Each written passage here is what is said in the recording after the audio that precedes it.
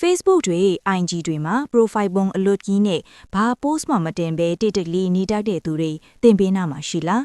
အာယုံစိုက်ခံရဖို့စူးစမ်းနေကြတဲ့ခေတ်ကြီးထဲမှာသူတို့ကပျောက်ကွယ်နေသလိုပါပဲ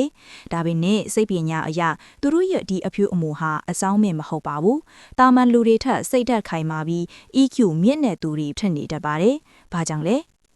တင်းရစိတ်ပိုင်းဆိုင်ရာနဲ့အုံနောက်စွမ်းဆောင်ရည်ကိုမြင့်တင်ပေးမဲ့ Brainwave Channel ကနေကြိုဆိုပါရယ်ဒီနေ့မှာတော့ social media မှာဓာတ်ပုံမတင်တတ်တဲ့သူတွေရဲ့နောက်ွယ်ကစစ်မှန်တဲ့စိတ်ပညာ၅မျိုးကိုခွဲခြမ်းစိတ်ဖြာတင်ဆက်ပေးသွားပါမယ်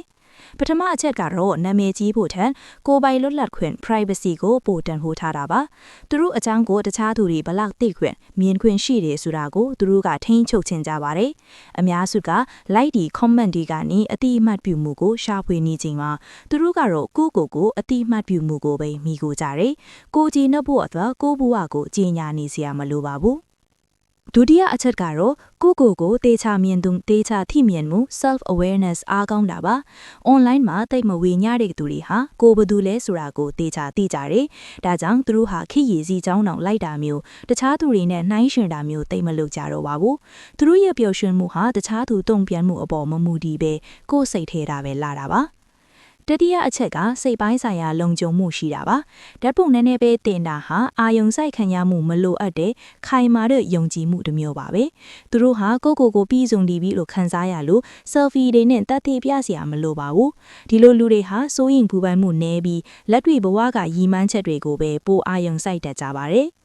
စဒုထအချက်ကတော့နက်နဲတွေးခေါ်တတ်တဲ့သူတွေဖြစ်တာပါ။ online မှာတိတ်နေတတ်တဲ့သူတွေဟာကိုပြန်လဲသုံးသပ်တတ်တဲ့သူတွေဖြစ်ပြီးတကယ်အရေးကြီးတဲ့ကိစ္စရှိမှသာတန်းတတ်ကြပါတယ်။သူတို့ဟာတခြားသူတွေရဲ့စံနှုန်းတွေနဲ့မဟုတ်ပဲကိုယ်ပိုင်စံနှုန်းတွေနဲ့သာကိုအကဲဖြတ်တတ်ကြပါတယ်။